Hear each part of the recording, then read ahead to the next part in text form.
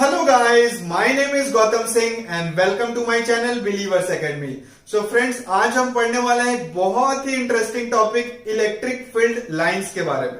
तो चलिए point wise देखते हैं। तो सबसे पहले देखते हैं कि इलेक्ट्रिक फील्ड लाइंस क्या होता है। तो इलेक्ट्रिक फील्ड लाइंस जो है वो इमेजिनरी लाइंस है, ऐसा कोई लाइंस नहीं होता। ऐसा नहीं कि आप चार्ज पार्टिकल के आसपास अगर आप एक माइक्रोस्कोप से देखें तो आपको एक लाइंस दिखेंगे, ऐसा कुछ नहीं है, ये हमने बनाया हुआ है। अब इलेक्ट्रिक फील्ड लाइंस को बनाया किसने जाता है?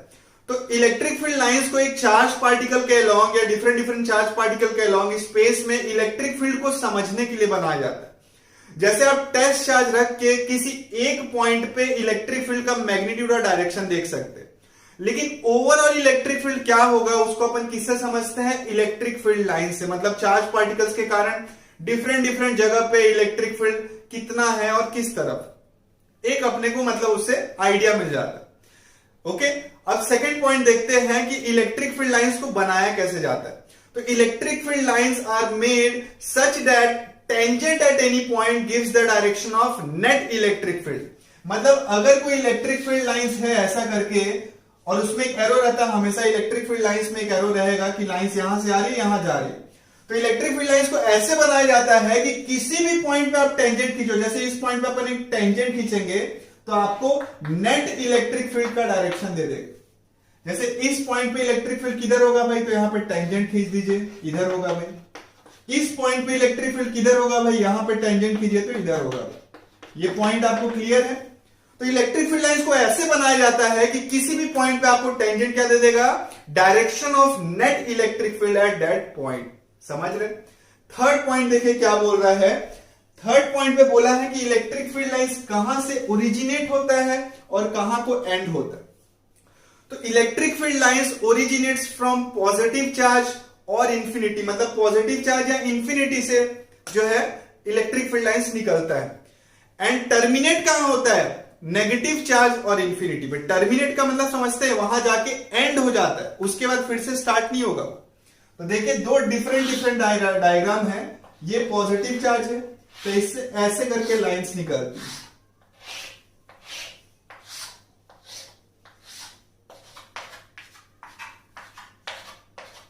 दिख रहा है?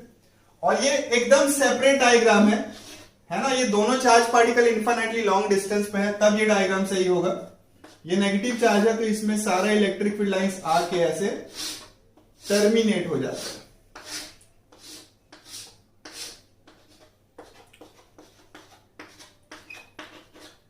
दिख रहा है आपको? तो पॉजिटिव चार्ज से लाइंस निकलती है और कहां से निकलती है? इंफिनिटी से। इंफिनिटी क्यों आ रहा है देखिए, तो यहां से जो इलेक्ट्रिक फील्ड लाइंस आ रही है आसपास तो कहीं चार्ज पार्टिकल दिख नहीं रहा है, तो आप बोलते हैं ये जो इलेक्ट्रिक फील्ड लाइंस है वो कहां से आ रही है? इंफिनिटी से आ रही है। तो पॉइंट क्लियर है कि भाई कहां से निकलता है? या तो पॉजिटिव चार्ज से निकल रहा है या तो इंफिनिटी से निकलेगा, अपन बोल सकते हैं ऐसा। और टर्मिनेट कहां हो रहा है? टर्मिनेट का मतलब खत्म कहां हो रहा है? तो नेगेटिव चार्ज में आके ये खत्म हो जाता है या इंफिनिटी पे भी जाके खत्म हो जाता है, जैसे इस केस में आपको दिख रहा है। तो पॉइंट क्लियर है ना कि पॉजिटिव चार्ज से लाइंस निकलती है और नेगेटिव चार्ज में जाके वो टर्मिनेट हो जाती है। क्लियर? नेक्स्ट पॉइंट देखते हैं, पॉइंट नंबर 4। और पॉइंट नंबर 4 बता रहा है मैग्नीट्यूड के बारे में। तो देखिए बहुत इजी है कि क्राउडनेस या इसको अपन बोल सकते हैं electric field lines density is proportional to electric field strength. इसका मतलब है जहां लाइन का घनत्व ज्यादा होगा, मतलब जहां ज्यादा लाइंस होंगी, जैसे इस केस में देख लीजिए यहां पे लाइंस की जो डेंसिटी है, क्राउडनेस है, वो ज्यादा है, तो यहां पे इलेक्ट्रिक फील्ड का स्ट्रेंथ अधिक होगा और यहां पे इलेक्ट्रिक फील्ड का स्ट्रेंथ इसके कंपैरिजन में क्या होगा? कम होगा। तो अगर यहां पे इलेक्ट्रिक फील्ड स्ट्रेंथ EA है और यहां EB है तो EA is greater than EB। समझ रहे? तो लाइंस को देख के आपको समझ में आ रहा है, जहां घनत्व ज्यादा होगा वहां इलेक्ट्रिक फील्ड की स्ट्रेंथ ज्यादा होगी, और जहां घनत्व इलेक्ट्रिक फील्ड लाइंस की डेंसिटी कम है इसके रेस्पेक्ट में वहां पे इलेक्ट्रिक फील्ड स्ट्रेंथ क्या होगा? कम होगा। क्लियर है? तो अपने को डायरेक्शन समझ में आ गया कि कैसे निकाल सकते हैं, और मैग्नीट्यूड किसके प्रोपोर्शनल है वो भी आपको समझ में आ रहा है। नेक्स्ट पॉइंट, पॉइंट नंबर 5 देखते हैं। तो पॉइंट नंबर 5 में दिया है कि electric field lines never ever intersect each other. तो कभी भी इलेक्ट्रिक फील्ड लाइंस एक दूसरे को इंटरसेक्ट नहीं कर सकती, ये बिल्कुल भी पॉसिबल नहीं। और ऐसा क्यों है कि देखिए इस पॉइंट पे एक टेंजेंट इधर खींच सकते हैं इस कर्व के लॉन्ग, और इस पॉइंट पे एक टेंजेंट इधर खींच सकते हैं इस पॉइंट के लॉन्ग, मतलब इस कर्व के लॉन्ग। तो नेट इलेक्ट्रिक फील्ड इधर भी हो सकता है और नेट इलेक्ट्रिक फील्ड इधर भी हो सकता है। जबकि आपको पता है कि वेक्टर सम से नेट हमेशा एक ही डायरेक्शन में आएगा, सबका रिजल्टेंट एक ही डायरेक्शन में आएगा। लेकिन अगर कर्व इंटरसेक्ट कर गए, इलेक्ट्रिक फील्ड लाइंस इंटरसेक्ट कर गए, तो एक ही पॉइंट पे दो टेंजेंट हो गया, मतलब एक ही पॉइंट पे दो नेट इलेक्ट्रिक फील्ड, ये पॉसिबल ही नहीं। तो आपको याद रखना है कि इलेक्ट्रिक फील्ड लाइंस भाई साहब कभी भी इंटरसेक्ट नहीं करते। क्लियर है? नेक्स्ट पॉइंट देखते हैं।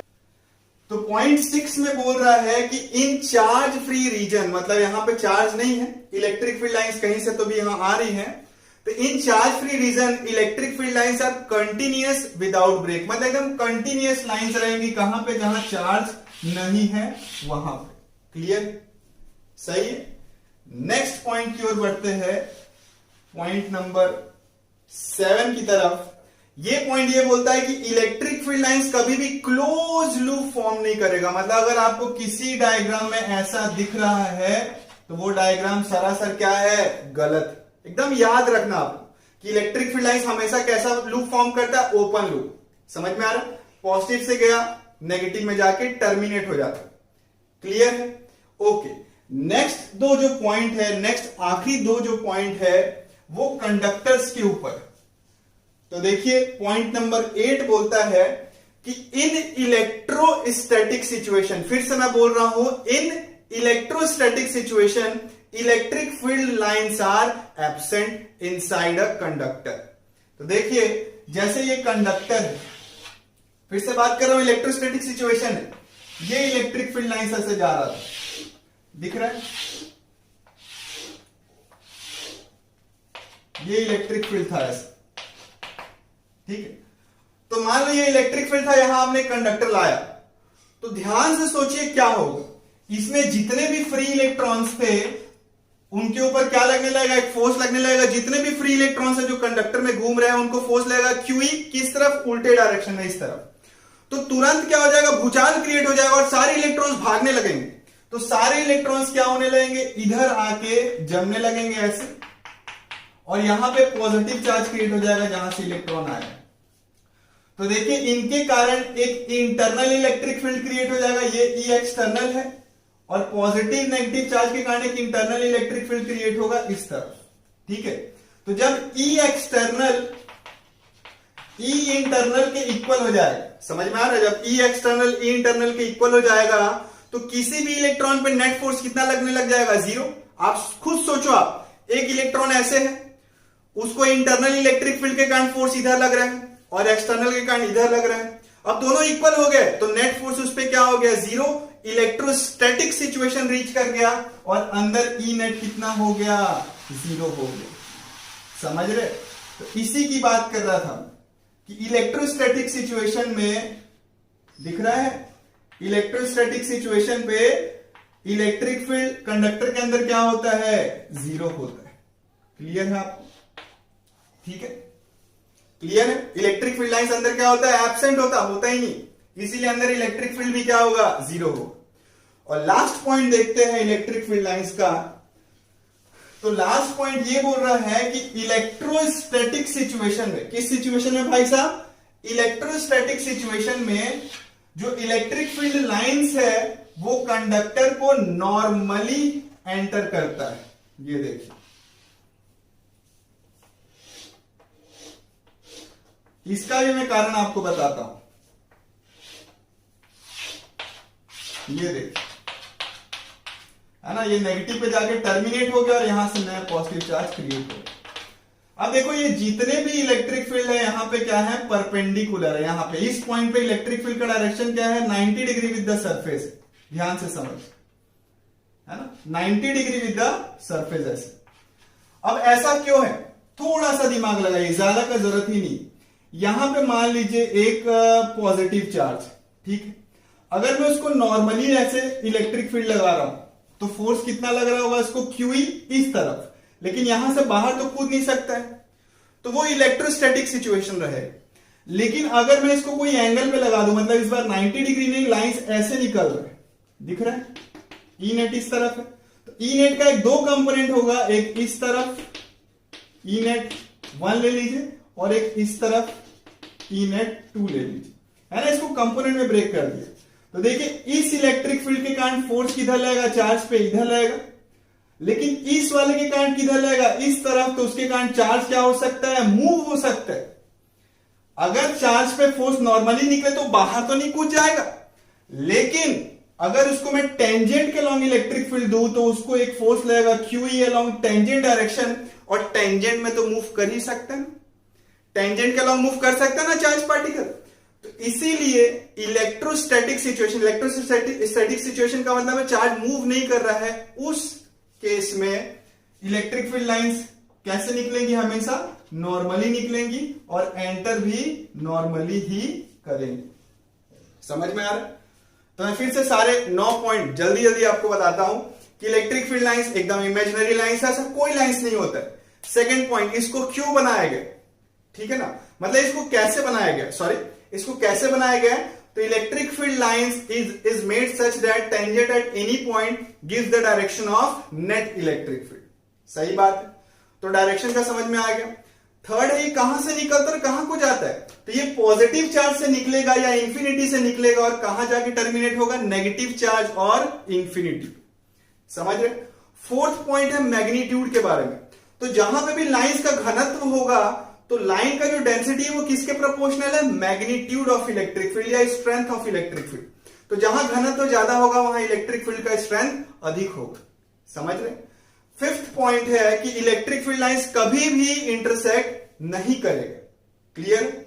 सिक्स पॉइंट है कि अगर इलेक्ट्रिक फील्ड रीजन एकदम क्या है, सॉरी जो रीजन है वो चार्ज फ्री है, तो वहां पे इलेक्ट्रिक फील्ड लाइंस कैसे रहेंगी, कंटिन्यूअस रहेंगी। ओके। सेवेंथ पॉइंट है इलेक्ट्रिक फील्ड लाइंस कभी भी क्लोज लूप फॉर्म नहीं करेगी। क्लियर है। और आखिरी के 2 पॉइंट कंडक्टर के ऊपर है कि कंडक्टर को अगर आप यूनिफॉर्म इलेक्ट्रिक फील्ड में प्लेस कर दोगे तो इलेक्ट्रोस्टैटिक सिचुएशन में उसके अंदर कोई भी इलेक्ट्रिक फील्ड लाइंस प्रेजेंट नहीं रहती। समझ रहे हैं। और आखिरी पॉइंट यह है फ्रेंड्स कि अगर कोई कंडक्टर को आप एक यूनिफॉर्म इलेक्ट्रिक फील्ड में प्लेस करोगे तो जितने भी लाइंस एंटर या एग्जिट कर रही हैं वो नॉर्मली करेंगे, क्योंकि अगर वो नॉर्मली नहीं करती हैं तो इलेक्ट्रोस्टैटिक सिचुएशन नहीं रहने वाला। क्लियर है। अब जल्दी से हम देखते हैं कुछ इलेक्ट्रिक फील्ड लाइंस जो बना मतलब आपके एग्जाम्स में आते हैं। तो देखिए जैसे electric field lines due to dipoles, मतलब एक प्लस चार्ज दूसरा माइनस चार्ज। तो देखिए प्लस से निकलेगा नेगेटिव में चले जाएगा, प्लस से नेगेटिव, इस तरीके से ऐसा दिख रहा है। ये सारे के सारे लाइंस कैसे ओपन है, देखिए प्लस में क्या माइनस में खत्म। तो ये जो है ये डाइपोल्स के कारण इलेक्ट्रिक फील्ड लाइंस होती है ना। आप देख सकते हैं जैसे इस पॉइंट पे नेट फील्ड का डायरेक्शन किधर आना चाहिए, इस तरफ। देखिए प्लस के कारण इधर होता, नेगेटिव के कारण इधर होता, नेट किधर होता, इस तरफ। इसीलिए लाइंस ऐसे बनती, इसको याद रखना है। और अगर लाइक चार्जेस है जैसे ये हो गया प्लस एंड प्लस, तो प्लस से लाइंस निकला, प्लस से लाइंस निकला, लेकिन ये एक दूसरे को इंटरसेक्ट नहीं कर सकते हैं, और वैसे ही इस तरफ।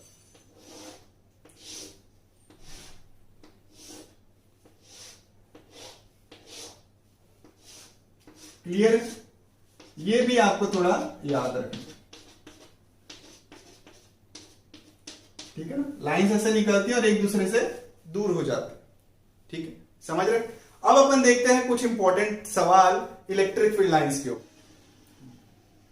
तो ये जो सवाल है ये एनसीईआरटी का सवाल है और काफी इंपॉर्टेंट सवाल है। और क्वेश्चन में ये दिया है कि इनमें से किस डायग्राम में इलेक्ट्रिक फील्ड लाइंस गलत बनाया हुआ है, मतलब इसमें से कौन सा डायग्राम पॉसिबल नहीं।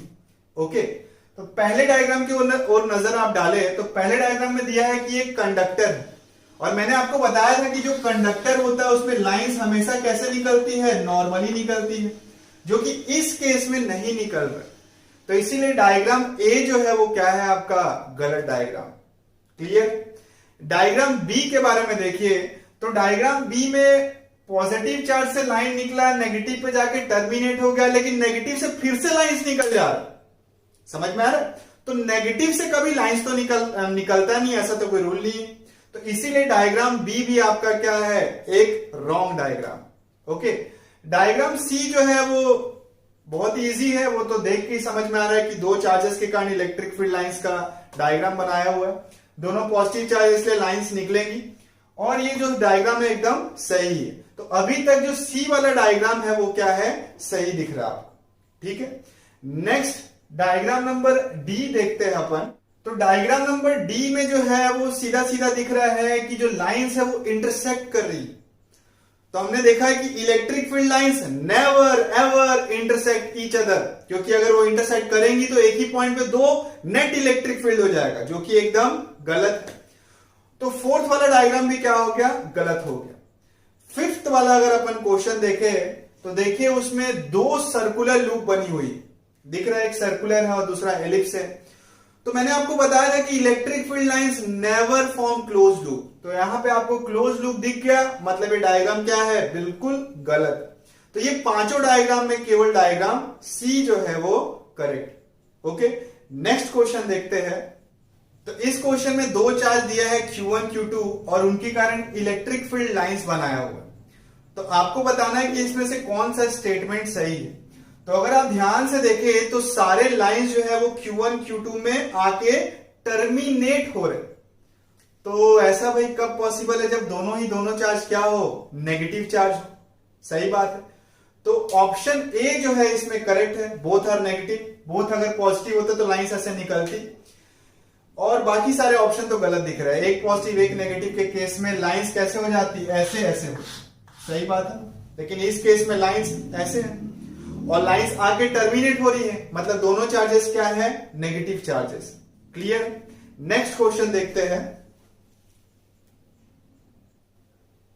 तो ये जो है क्वेश्चन नंबर 3, ये तो काफी इजी सवाल है। इसमें आपको सीधा सीधा इलेक्ट्रिक फील्ड लाइंस बनाया है और ए और ईबी के बीच का रिलेशन पूछे। तो साफ दिख रहा है कि ए पॉइंट पे जो इलेक्ट्रिक फील्ड लाइन डेंसिटी है वो काफी ज्यादा है एज कंपेयर टू बी। तो ए क्या होगा, ईबी से बड़ा होगा अगर अपन मैग्नीट्यूड की बात करें तो। क्लियर? समझ रहे? और तो इससे ऑप्शन नंबर बी सही आ रहा है ना। Option number C and D नहीं हो सकता है। क्यों? क्योंकि देखिए ना, अगर ये is equal to EB by R हुआ तो देखिए ना ये यूनिट में ही गलत हो जाएगा ना। अगर आप इसका डायमेंशनल एनालिसिस ही करेंगे तो गलत आ जाएगा। इधर का यूनिट आ रहा है न्यूटन पर कूलम और इधर का यूनिट क्या आ रहा है, न्यूटन पर कूलम मीटर। तो ये गलत है। और साथ ही साथ ये भी एक गलत ऑप्शन। तो ऑप्शन नंबर बी जो है वो क्या है, एकदम करेक्ट ऑप्शन। क्लियर? तो ये जो क्वेश्चन है वो जेईई एडवांस का क्वेश्चन है। जेईई एडवांस काफी टफ एग्जाम माना जाता है, लेकिन अगर आपके बेसिक्स क्लियर है तो आप लाइफ में कोई भी पड़ाव पार कर सकते। क्लियर? तो देखिए इसमें Q1 और Q2 के कारण इलेक्ट्रिक फील्ड लाइंस दिया हुआ है। ठीक है, और 4 स्टेटमेंट दिए। आपको पता करना है इसमें कौन सा स्टेटमेंट सही है कौन सा गलत। ठीक है, तो अगर अपन डायग्राम देखें तो सबसे पहले अगर अपन नेचर ऑफ चार्ज के बारे में बात करें तो Q1 जो है वो पॉजिटिव चार्ज दिख रहा है और Q2 नेगेटिव दिख रहा है। ऐसा क्यों है भाई? क्योंकि Q1 से सारे लाइन से निकल रहे हैं और Q2 पे जाके टर्मिनेट हो जा रहा है। मतलब Q1 जो है वो पॉजिटिव है और Q2 नेगेटिव। पहले दो ऑप्शन में Q1 और Q2 के मैग्नीट्यूड के बारे में कंपैरिजन दिया, मतलब कौन किससे बड़ा।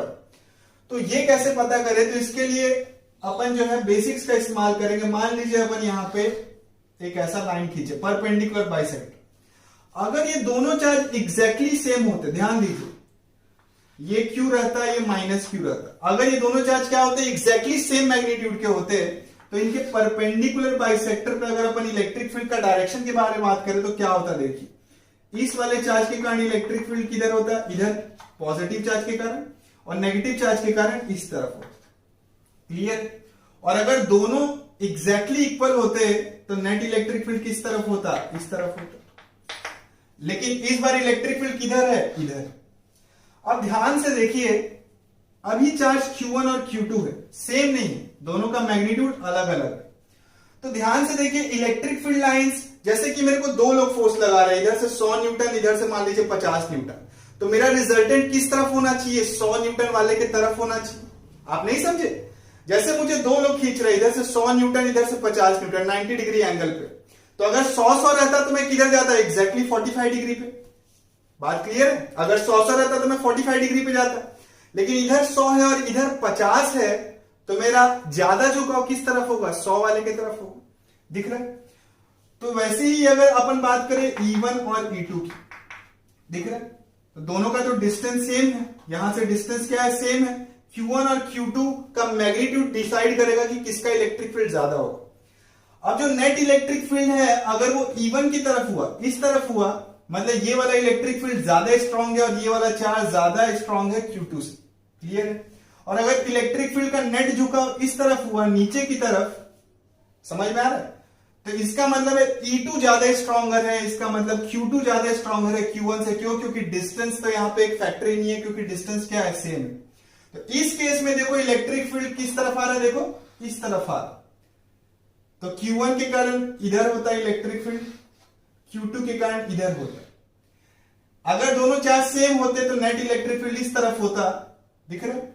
लेकिन क्योंकि इलेक्ट्रिक फील्ड का झुकाव इस तरफ है, इसके कारण इलेक्ट्रिक फील्ड की तरफ है। क्लियर है? सॉरी, दिख रहा है ना? इसके तरफ है, इसीलिए Q1 क्या है? ज्यादा मैग्नीट्यूड का है एज कंपेयर टू Q2। तो मैं इसमें बोल सकता हूं Q1 का magnitude is greater than Q2 का मैग्नीट्यूड। क्लियर? तो ए ऑप्शन सही दिख रहा है। ठीक है, इनमें से क्या ऑप्शन सही है? A option. अभी अपन आगे चलते हैं, तो ए ऑप्शन तो करेक्ट आ गया हमारा, तो बी तो 101% क्या हो गया? इनकरेक्ट हो गया। ठीक है, उसके बाद दो स्टेटमेंट दिए हैं कि at finite distance to the left of Q1 the electric field is 0। अच्छा, तो Q1 के इस तरफ लेफ्ट में बोल रहा है कि कहीं तो भी जाके इलेक्ट्रिक फील्ड 0 हो सकता है। लेकिन इस तरह का एक सिमिलर सिचुएशन हमने देखा था, याद कीजिए, नेट फोर्स वाला एक क्वेश्चन हमने देखा था। तो ध्यान से देखिए, अगर यहां पे कहीं इलेक्ट्रिक फील्ड देखे तो ये पॉजिटिव चार्ज है, इसके कारण इलेक्ट्रिक फील्ड इधर होगा, और ये नेगेटिव चार्ज के कारण इलेक्ट्रिक फील्ड इधर होगा। अब क्योंकि ये चार्ज बड़ा है और ये चार्ज क्या है? छोटा है, तो इसके कारण इलेक्ट्रिक फील्ड क्या रहने वाला है? ज्यादा रहने वाला है, अगर केवल चार्ज के बारे में बात करें तो। और इस चार्ज के कारण यहां पे इलेक्ट्रिक फील्ड क्या रहने वाला है? कम होने वाला। क्लियर है? ऊपर से ये डिस्टेंस भी क्या है? जो बड़ा वाला चार्ज है उसका डिस्टेंस भी क्या है? छोटा है, तो उसको तो डबल फायदा है ना यार। एक तो चार्ज भी बड़ा, ऊपर से जो inversely proportional to x square वाला फैक्टर है, उसमें भी डिस्टेंस भी इसका छोटा है। तो इसके कारण जो यहां पे इलेक्ट्रिक फील्ड आने वाला है E1, वो ऑलवेज ग्रेटर देन क्या होगा? E2। तो ऐसा कोई पॉइंट ही नहीं हो सकता इस तरफ जहां इलेक्ट्रिक फील्ड क्या आ जाए? 0 आ जाए। तो Q1 के इस तरफ ऐसा कोई पॉइंट नहीं है जहां पे इलेक्ट्रिक फील्ड नेट क्या आएगा? 0 आएगा। डी ऑप्शन देखते हैं, at finite distance to the right of Q2, इस तरफ the net electric field is 0। Okay, तो मान लीजिए इधर कोई पॉइंट की बात करते हैं P। अब आपको पता है कि Q1 और Q2 में कौन बड़ा है भैया? Q1 is greater than Q2, है ना? और किसी P पॉइंट पे इलेक्ट्रिक फील्ड क्या होता है? KQ/R²। अगर टेस्ट चार्ज से डिवाइड कर दे तो देखो, चार्ज के बारे में बात करें तो ये Q1 के कारण इलेक्ट्रिक फील्ड किधर होगा? इस तरफ। ये देखो पॉजिटिव चार्ज के कारण, और नेगेटिव चार्ज जो Q2 है उसके कारण इलेक्ट्रिक फील्ड किधर होगा? इस तरफ।